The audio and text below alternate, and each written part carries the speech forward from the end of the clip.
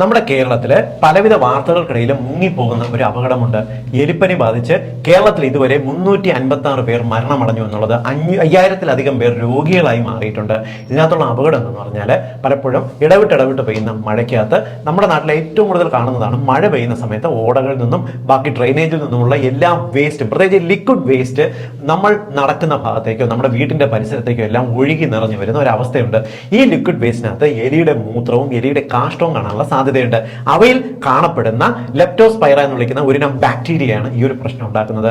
നമ്മുടെ കാലുകളിലോ വിരലുകളുടെ ഇടയിലോ കാണുന്ന വളരെ ചെറിയ മുറിവുകളിലൂടെ ഈ ബാക്ടീരിയകൾ രക്തത്തിലേക്ക് പ്രവേശിക്കുകയും ഏകദേശം 2 മുതൽ 2 ആഴ്ച വരെ കഴിയുന്നതിന്റെ ഇടയ്ക്ക് വെച്ച് നമുക്ക് പനിയായിട്ട് തുടങ്ങുകയും ചെയ്യുന്നു. അതായത് ചെറുതായിട്ട് തുടങ്ങുന്ന പനി, സാധാരണ ഒരു ജലദോഷ പനി പോലെ തുടങ്ങുമെങ്കിലും ശക്തമായ ദേഹം വേദന, കണ്ണുകളിലെ ചുവപ്പ് നിറവും, ക്രമേണ ഇത് തുടങ്ങി നല്ല ദേഹം വേദന, നടുവേദനയായിട്ട് തുടങ്ങിയിട്ട് എന്ത് ചെയ്താലും പനി മാറാതെ നിൽക്കുകയും ഒടുവിൽ വൃക്കകൾക്കകത്ത് ബ്ലീഡിംഗ് ഉണ്ടായി രക്തം കൂടുതൽ മൂത്രത്തിലൂടെ പോകുന്ന പോലുള്ള അവസ്ഥകൾ ഉണ്ടാകുകയും ചെയ്യും. രോഗം ഗുരുതരമായിട്ടാണ്.